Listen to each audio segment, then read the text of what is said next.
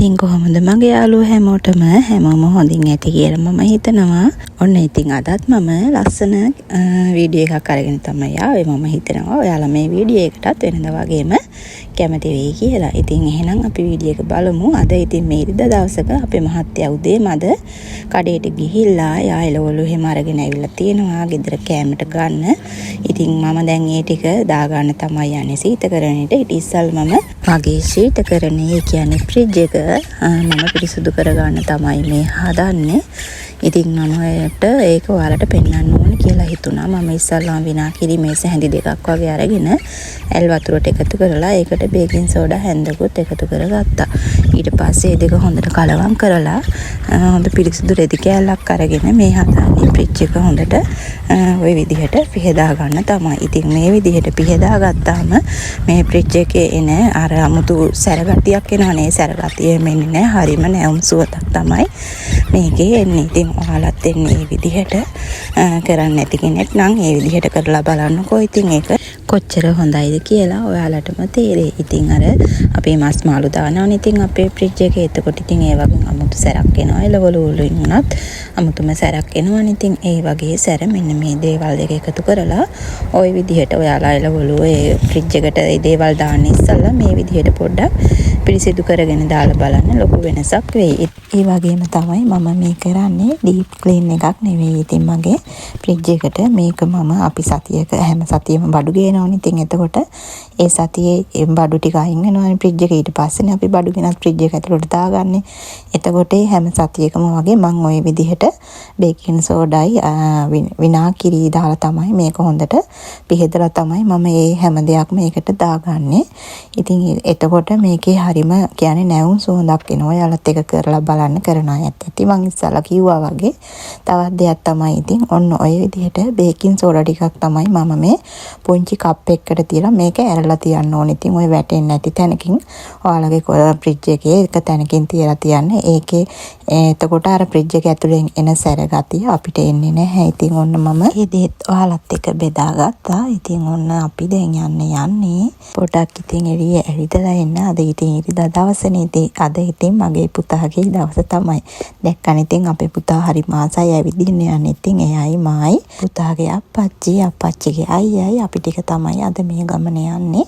ඉතින් ඔන්න ගමන යන්නේ ඉස්සල්ලා ඉතින් අපි මෙන්න මේ විදිහට කෝපි එකක් බීලා ඒ වගේම පුතත් මෙන්න මේ බීම එකක්ද බිව්වා. එයත් ඒක බීලා අපි දැන් ගමන පිටත් වෙන්න තමයි යන්නේ. ඉස්සල්ලාම අපි යන්නේ මෙන්න මේ යුනික්ලෝන් කියන රෙදි ෂොප් එකට. ඉතින් අපි මේකෙන් රෙදි ටිකක් shopping කරන්න තමයි යන්නේ. ඉතින් මේකේ තියෙන ඇඳුම් හරිම හොඳයි. මේකේ ඇඳුම් ගොඩාක් අවුරුදු ගාණක් ඇඳලා පරණ වෙන්නේ නැහැ. ඒ තරම්ම හොඳම රෙදි වලින් හොඳම බ්‍රෑන්ඩ් වලින් වගේ තමයි මේ යුනික්ලෝන් එකේ ඇඳුම් තියෙන්නේ. මාරම හොඳයි. ඒ වගේම අපේ ලංකාවේ අපිට ගොඩාක් ගැළපෙන විදිහට තමයි මේකේ ඇඳුම් තියෙන්නේ. ඒක නිසා අපි මේකටත් යනවා. ඉතින් shopping කරන්න ඔන්න ඔය තියෙන්නේ ලස්සන ස්කර්ට් එහෙම. ඉතින් මේවා අම්මලාට ඒ වගේම අපිටත් හොඳයි. ලස්සනයි. ඉතින් ඔන්න බලාගෙන යන්න. ඉතින් මම මේකේ ගත්ත දේවල් නම් ඔයාලත් එක්ක මම මේක බෙදාගත්තේ නැහැ. ඒ වුණාට මම ඉතින් මට පුළුවන් විදිහට ඔයාලට මේක ඇතුලේ පොඩ්ඩක් විතර පෙන්නුවා. ඉරිදා දවස නිසා ඉතින් කට්ටියත් ගොඩක් වැඩි. ඒක නිසා හැම හිට පුළුවන් තැන් විතරක් ඔන්න ඔය විදිහට ඔයාලට පෙන්වන්න මම වීඩියෝ කරගත්තා. ඉතින් අපි කවුරුත් ආසයිනේ මේ වගේ දේවල් දකින්න. ඒක නිසා ඉතින් මම ඔයාලටත් පෙන්වන්න හිතුවා. එහෙනම් ඉතින් බලාගෙන යන්නකෝ.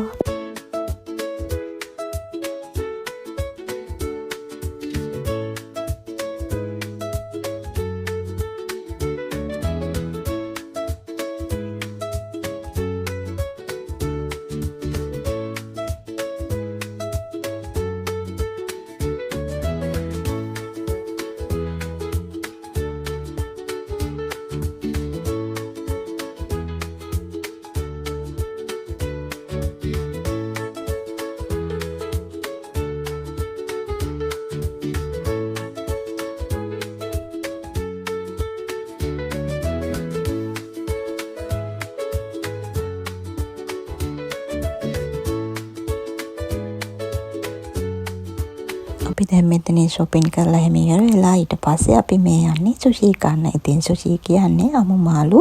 ඉතින් දන්න අයත් ඇති මේක, නොදන්න අයත් ඇති. යාලට දැනගන්න තමයි මම මේ කිව්වේ. අපි මේ ආවේ ඉතින් ඒ සුෂි කන්න තමයි. ඉතින් ජපානයේ සුෂි කියන්නේ හරිම ප්‍රසිද්ධ. ඒ වගේම හැමෝම කැමති කෑමක් තමයි. ඉතින් ඔන්න ඔය විදිහට අපිත් ආවා. අපි නිතරම වගේ මෙතනට එනවා. මේක අපේ ගෙවල් ළඟම තමයි තියෙන්නේ. ඉතින් අපිට ඔන්න ඔය විදිහට 42 වෙනි ටේබල් එක හම්බුණා. ඔන්න ඉතින් අපි දැන් කෑම ගන්න තමයි යන්නේ. ඔන්න ඔය විදිහට අපි කැමති කෑම ඔය පෙන්නන තිරයෙන් බලලා අපි කැමති කෑම අපි ටච් කරපුවාම ඊට පස්සේ කෑම එක බෙල්ට් එක දිගේ එනවා. ඊට පස්සේ ඉතින් අරගෙන කන්න තමයි තියෙන්නේ. එහෙනම් ඉතින් ඔන්න ඔයත් රෙඩි වෙන්න අපිත් එක්ක සුෂි කන්න. ඔන්න ඉතින් මෙන්න මේ බෙල්ට් එක දිගේ තමයි ඒ කෑම ಜಾති ටික එන්නේ. පොඩි ප්ලේට් එකක තියලා ඔන්න ඉතින් අපේ සුෂි එකක් ආවා. මෙන්න මේකත් හරිම රසයි. මෙන්න මේවා තමයි ඉතින් සුෂි කියන්නේ. මම මේ නොදන්න කෙනෙකුට කියන්නේ අමු මාළු කියන්නේ. ඉතින් මාළුවා පිටින්ම නෙමෙයි කන්නේ. ඔන්න ඔය විදිහට මාළු වගේම පොඩි පෙති වගේ කපලා තමයි බත් කැටයක් උඩ තියලා මේක එවන්නේ. ඉතින් මේවා හරිම රසයි. ඒ වගේම හරිම ගුණයි. ඒ වගේම කන්නත් පුළුවන් හරිම රසයි. මම නම් ආසයි. අපේ පුතාට ඉතින් සුෂි දෙන්න බෑනේ. යා පොඩි නිසා එයාට අපි අල චිප්ස් ටිකක් ගත්තා. ඒ වගේම ඉතින් එයාට මං අර බත් ටිකක් තමයි කැව්වේ. ඉතින් ওই විදිහට තමයි අපි සුෂි කෑවේ. නම් ඉතින් බලාගෙන ඉන්නකෝ ඔය බෙල්ට් එකේ යන කෑම ඒ අදාළ ආයතනට ගියපුවාම ඒකේ අදාළ එක්කෙනා තමයි ඉතින් ගන්න. අපිට ගන්න බෑ මේ බෙල්ට් එකේ මේ විදිහට කෑම යනවා කියලා. ඒ වගේම තමයි අපේ පුතා හරිම ආසයි මෙන්න මෙතනට ඇවිල්ලා සුෂි කන්න. මොකද එයා ගොඩක්ම ආසයි මෙන්න මේ බෙල්ට් එකේ යන කෑම බලාගෙන ඉන්න එක. ඉතින් එයාට හරිම කැමති ලස්සන අත්දැකීමක් වෙන්න ඇති. ඉතින් එයාත් හරිම කැමති. ඒ වගේම අපිත් හරිම ආසයි මේ සුෂි කන්න. ඔන්න ඉතින් මම සුෂි කාලේ එහෙම ඉවරලා මගේ ඩෙසර්ට් එකට මම ගත්තේ චොකලට් කේක් කෑල්ලක්.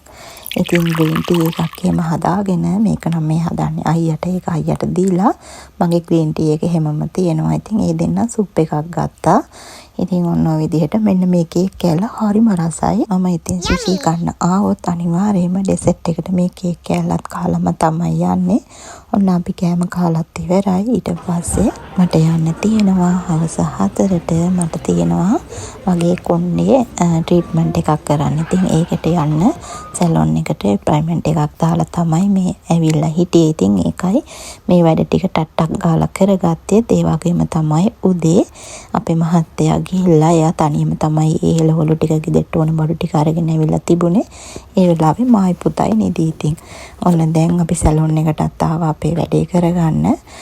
ඉතින් වෙනදා වගේම පුතයි අප්පච්චි මාර සහයෝගයක් දෙන්න. ඉතින් ඒ දෙන්නට පැය 3ක් විතර ඔන්න ඔය පුටුවටලා පොඩ්ඩක් ඉඳගෙන ඉන්න සිද්ධ වුණා මගේ මේ වැඩේ ඉවර වෙනකන්. ඉස්සර නම් ඉතින් අප්පච්චි තමයි ඔය කට්ට ඇවිදින් කෑවේ. දැන් ඉතින් ඒකට පුතත් එකතු වුණා. ඉතින් දෙන්නටම ස්තුතියි කියනකම අද දවස ඔන්න ඔය විදිහට තමයි අපේ ලස්සන දවස එක දවසක ඔය විදිහට තමයි ගත වුනේ. ඉතින් මං හිතනවා ඔයාලා මේ වීඩියෝ එක ආදරෙන් බලන්න ඇති කියලා. ඒ වගේම ඉතින් ඔයාලගේ වටිනා කාලයෙන් පුංචි වෙලාවක් අරගෙන මගේ මේ වීඩියෝ එක බැලුවට බොහොමයක් ස්තුතියි. ආයෙත් අලුත් වීඩියෝ එකක් අරන් ඔයාලා බලන්න එනකන් මගේ යාළුවෝ හැමෝම සතුටින් පරිස්සමින් ඉන්න. හැමෝටම බුදු සරණයි. ගිහින් එන්න. Thank you for watching.